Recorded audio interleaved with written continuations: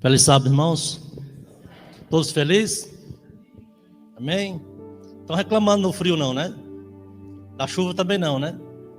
Interessante, as pessoas nunca tá satisfeitas, né? Infelizmente é assim. E isso me trouxe alguma coisa interessante, que eu percebi algo de Deus nisso. Essa semana foi uma semana das semanas mais quentes que já teve por aqui. Foi marcado 40 graus aqui no Valparaíso. 40 graus de temperatura. E hoje, graças a Deus, né, o tempo está frio, tá bom, mas amanheceu chovendo, não é isso? E o que eu tiro disso? O que eu tiro dessa chuva? O que é que nós tiramos dessa chuva? Vocês viram falar alguém reclamar de alguma coisa durante esses dias? Calou muito, não foi? Mas uma coisa interessante, muita gente chegou em mim e falou: quando vier a chuva, vai vir arrebentando com tudo. Não foi assim? Alguém ouviu isso? E foi assim que aconteceu?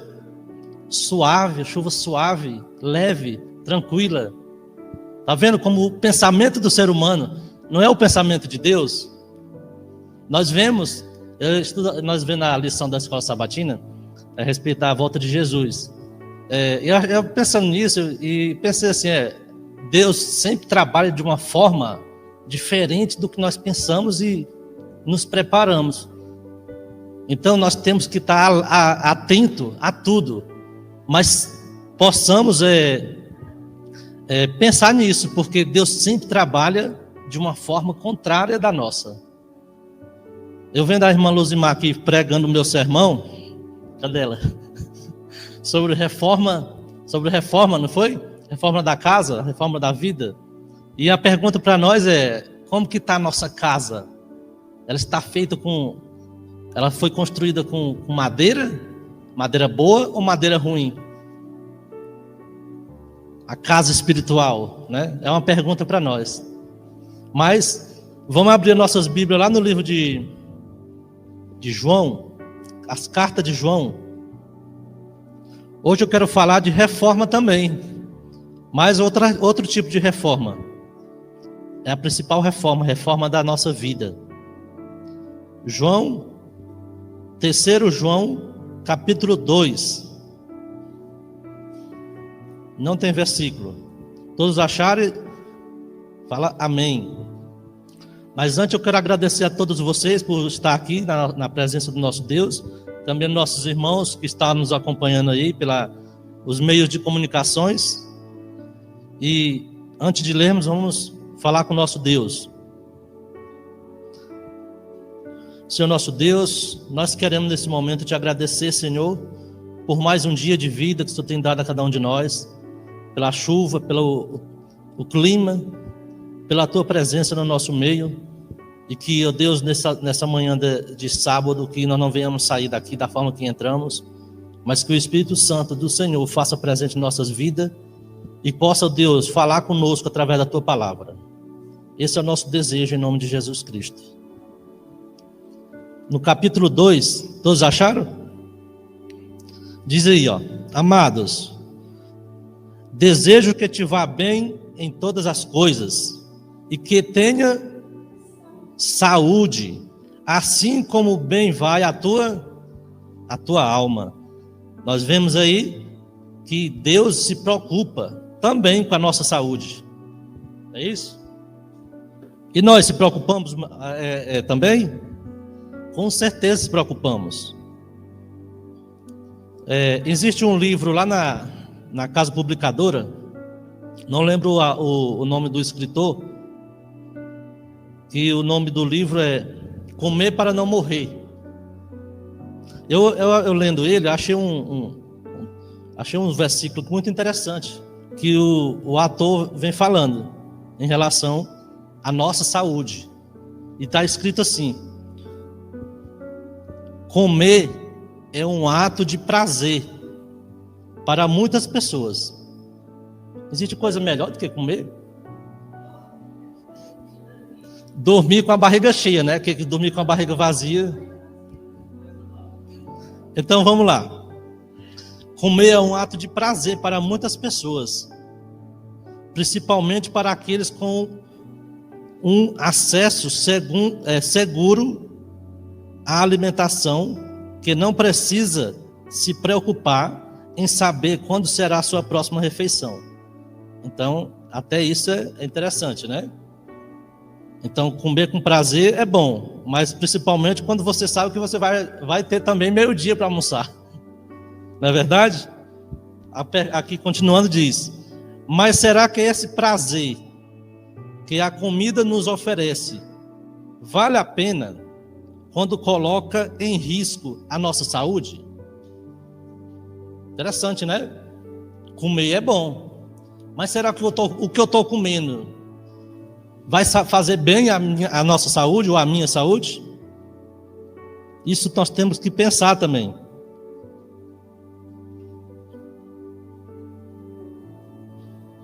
Mas será que esse prazer que a comida nos oferece vale a pena quando colocamos em risco a nossa saúde? Eu me arrisco a dizer que o ser humano tem uma natureza imediatista e por isso valoriza muito mais o ato de comer um doce que lhe oferece prazer instantâneo, e mesmo sabendo que isso pode afetar a sua saúde, do que bem-estar que sentiria se deixasse de comê-lo. Essa definição ficou muito clara para mim quando ouvi do meu pai seguinte frase: muitas vezes é necessário trocarmos uma porção de prazer por uma porção de bem-estar. Entenderam, irmãos? Então, hoje, nos nossos dias que vivemos, não vou botar muito não, vou colocar 98% da população mundial como por prazer. Por prazer, não, ou seja, como por paladar no caso, né? Como porque acha gostoso, não como pela razão. E isso tem nos afetado muito, principalmente na época que vivemos, de epidemias, doenças, tantos outros tipos de doenças. Então, isso é bom para nós nos vigiarmos, né, em relação a isso. Será o que eu estou comendo está sendo para a honra e glória de Deus? Ou está sendo somente para o meu como é que fala, bom prazer? E depois eu fico doente? Como disse aqui, infelizmente somos assim, nós comemos coisas gostosas, que no momento ali está gostoso, mas depois faz o mal. E aí, nós não pensamos no dia de amanhã. Né? Vamos entrar aqui no que a profeta do Senhor trouxe nessa manhã para nós.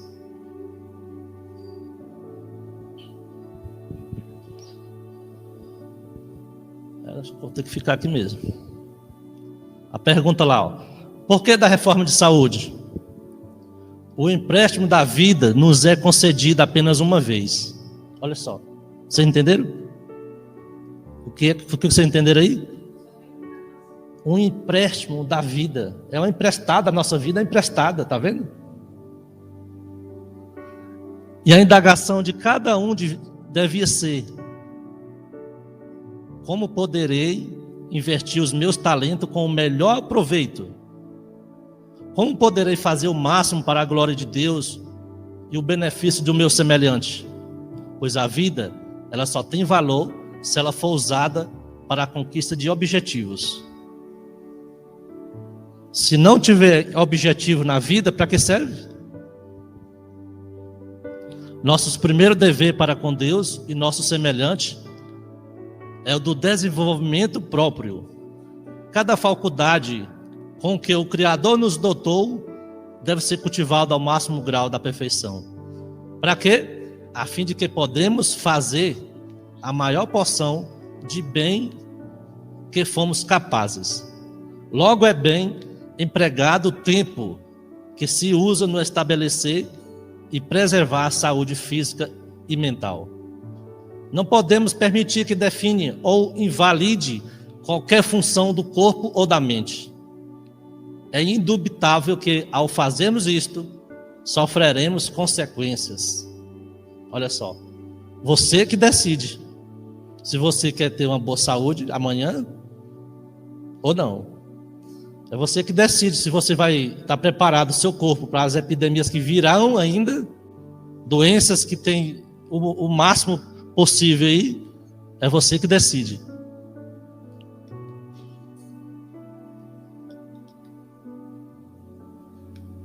Acho que não tem. Deixa eu ver mais para cá. Está abrindo?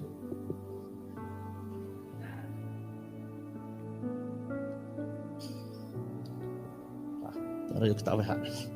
Acho que eu tenho que ir para ali mesmo.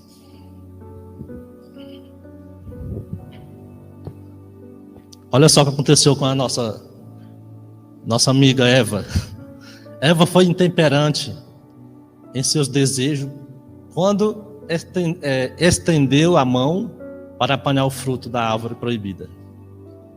A satisfação própria tem reinado quase suprema no coração de homens e mulheres desde a queda, especialmente.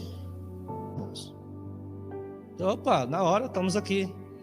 Fui almoçar, o pastor lá, pastorzão grandão, fortão, fizeram a mesa lá, e o primeiro que encheu um prato de carne desse tamanho, assim, nossos pastores. Aí a irmãzinha chegou em mim: ô irmão, tô até com vergonha. Tudo que o senhor pregou foi o contrário aqui. Falei: eu tô fazendo a minha parte. A minha parte eu fiz. Entendeu? Para você ver como que é a situação. Vamos ver alguns textos aí a respeito disso. Nossos hábitos de comer e beber mostram se somos do mundo ou do número daqueles a quem o Senhor, por seu poderoso cutelo da verdade, separou do mundo. Então, nossa vida está sendo vista por alguém. Nossos hábitos, como diz ali, nos mostram quem somos. A separação do mundo. Como é que diz ali? A separação do mundo. É isso, lá em João diz isso aí, João 2, verso 15. Não ameis o mundo, nem o que nele há. Se alguém ama o mundo, só que o que é amar o mundo? É aquilo lá de cima. Deus veio, as pessoas veem, todo mundo vê. Os anjos de Deus anotam todo dia, de manhã, de tarde, o que você faz. Então, nossos hábitos de comer e beber mostram de que lado nós estamos. Quando nossa mente está embotada e parcialmente paralisada pela doença, facilmente somos vencidos pela tentação de Satanás. Comer alimento insalubre para satisfazer aos apetites tem a positiva tendência de pôr em desequilíbrio a circulação do sangue, acarreta a debilidade nervosa e, em resultado, a grande falta de paciência e de verdadeira nobre afeição. Nós somos o que comemos. Interessante, muita gente mesmo não compreende a respeito disso. Nós somos o que comemos em todos os sentidos, tanto na área da alimentação como também na área espiritual. Então, se eu vivo com pessoas que faz tudo o contrário que eu faço, é muito fácil eu pegar aquilo que ele faz, influenciar.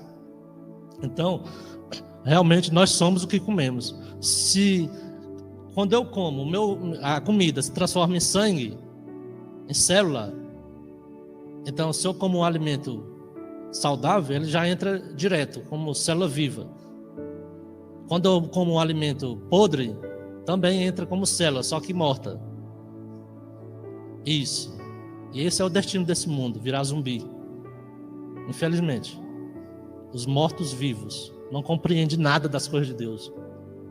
Nosso corpo é formado pela comida que ingerimos. A constante desgaste nos tecidos do corpo, todo movimento de qualquer órgão implica um desgaste, o qual é reparado por meio do alimento. Cada órgão do corpo requer sua parte, olha só, sua parte de nutrição. O cérebro deve ser abastecido com sua porção. Interessante, quando eu como, já o estômago faz a digestão e já se divide para cada órgão a sua parte. Então é por isso que é muito interessante nós sabermos o que ingerimos. Quantos têm recusado viver de acordo com os conselhos de Deus? Como povo, nosso progresso deveria ser proporcionais à luz que recebemos. Nosso dever é compreender e respeitar os princípios da reforma de saúde. No tocante à temperança, deveríamos haver progredido mais do que qualquer outro povo. E, entretanto, há ainda entre nós, nossos membros da igreja, bem instruídos, e mesmo os pastores que têm pouco respeito pela luz que Deus deu sobre o assunto, comem o que lhe apraz e procedem do mesmo modo, infelizmente. O tempo está próximo, quando por causa da iniquidade da raça caída, toda a criação animal vai gemer sobre a doença. Não há segurança em comer a carne de animais mortos em pouco tempo. Você acha que esse versículo nós já lemos? Olha só, isso aqui é interessante.